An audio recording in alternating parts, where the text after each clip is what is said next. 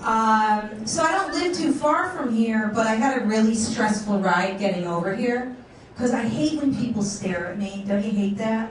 And the whole drive here, the guy in the truck next to me staring at me, he's like... And I just find that to be really rude when I'm trying to masturbate, you know what I'm saying? Like, I don't know. Has anybody here ever been caught masturbating, Bruce?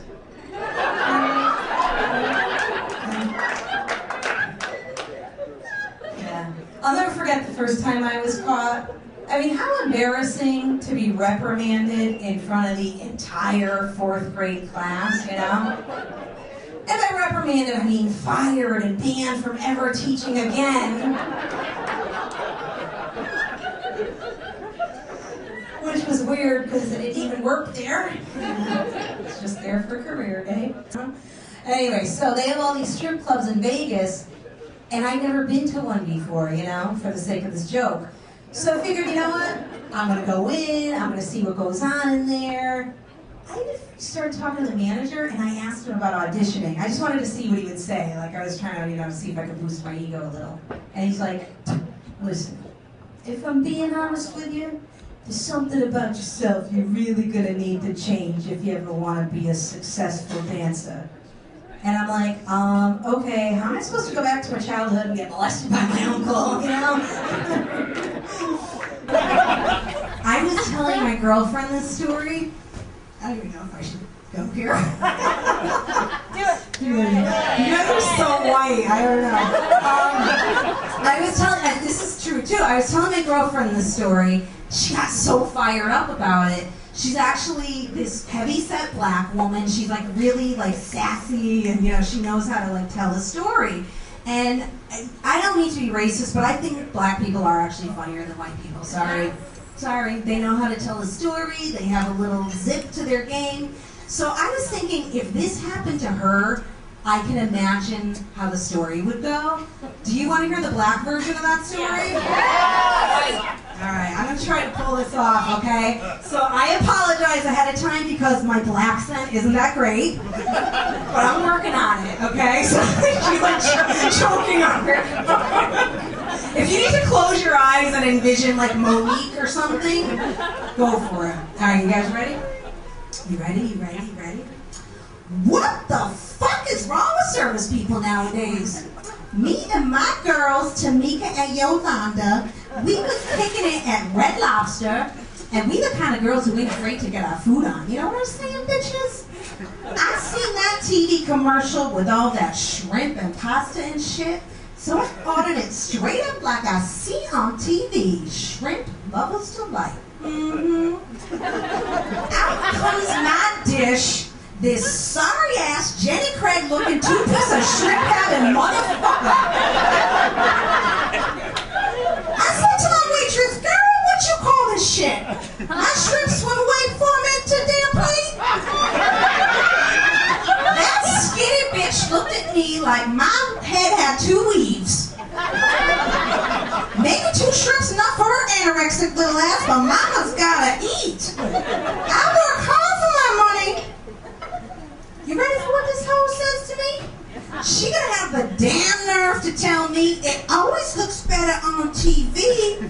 Shit, I told her they better put her ugly white ass on TV.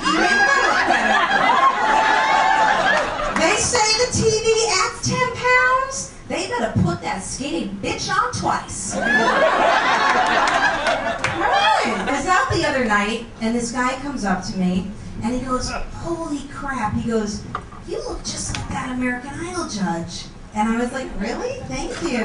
And he goes, yeah, what's that dude's name from Aerosmith? Yeah, I look like Steven Tyler. Actually, it was at a reunion. A friend of mine asked me to go to his 20th high school reunion. I mean, first of all, what is Snooze Fest? Has anybody ever been to one of those? Like, you look like you have a few under your belt, sir. Yeah, those are the worst, aren't they? So I just went as a favor to my friend. I don't know anybody there, and I get stuck talking to this woman. She was so annoying and boring, because people just go there to make sure they're doing better than you are, right? What kind of car do you drive? Where do you live? So she says to me, she's like, so, how many kids do you have? I said, oh, I don't have any kids. She goes, I am so sorry. I've been pregnant 3 times. And I was like, I've been pregnant 8. You want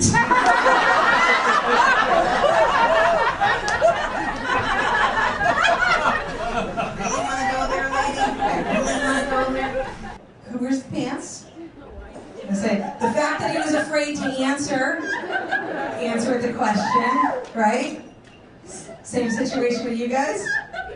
He looks like he's ready to like have a heart attack. I guess we know the answer to that question. I think it's funny when guys get into a relationship and they all of a sudden have no balls. You know those guys?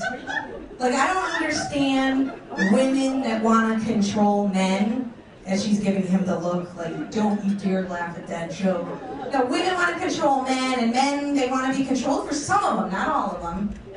And I think it's like, you know, do you ever have that buddy, like you could go out, call him up, say, hey, let's go out for a beer, let's go watch. He used to be the guy that wore the lampshade on his head. Now he's the guy that needs permission to go out. You know that guy? He's like, yeah, it's me. It's me. I'm that loser. But that guy, you know, he now he needs permission, and it's like, he can't even give you an answer over the phone. He can't even text you the response. He has to respond to you from a joint email account. He's like, Donna said it's probably best if I do the yard work this weekend. But guys, I think we need a checklist, right? A checklist to know when you have no balls. Would you agree with that? Anybody interested in knowing when you have no balls, guys? She loves it. I love this lady. See? It's true though. This guy wants to know the list because he's like, I just gotta make sure it's not me. But all right, guys, ready for this? Here we go. Guys, you have no balls if when your woman is going for girls' night out, you're included. Yeah, you have no balls. Guys, you have no balls if you used to like to look at lesbians, and now you just look like a lesbian. The Vermont kind, you know. Guys, you have no balls if halfway through your workday, you realize you're wearing your wife's khaki pants, and then you kind of like the way they hug your curves, you know? And guys, you have no balls if you now refer to pregnancy as a miracle and a gift from God, rather than referring to it as a bad memory from that drunken night in Springfield with an IHOP waitress named Crystal, who looked like Jennifer Lopez when you went to bed with her, but looked like George Lopez when you woke up with her. Yeah. Anybody been to Vegas? Anybody been to Vegas? Yeah. Did you like it? Yeah. It's kind of crazy out there, isn't it? Isn't it the kind of trip you never want to forget, though? It's the kind of trip you never want to forget. And I found a way to memorialize my time there by combining 2 popular Vegas themes, tattoos and buffets. So I have a tattoo on my vagina that reads, all you can eat. And Bruce, seniors eat 3 before 5.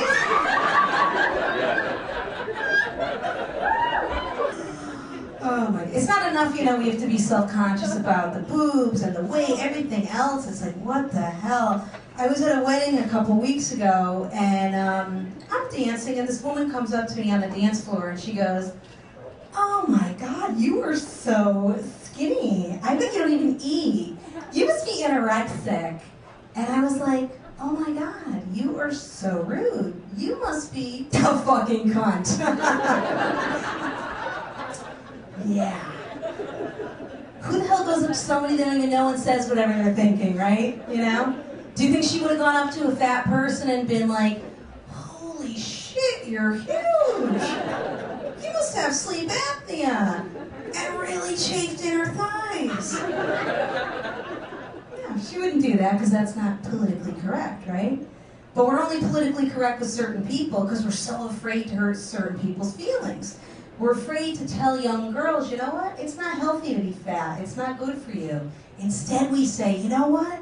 Be happy and proud and walk around real cocky and call yourselves curvy.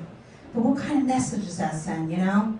Because the only message seems to be getting out there is if you're 5 feet tall and 5 feet wide, with C-section scars, stretch marks, a tramp stamp, and a belly ring that looks like a superintendent's keychain, you should definitely wear a belly shirt with your 2 sizes too small, out-of-season white pants that outline your camel toe like the Big Dipper in a laser light show.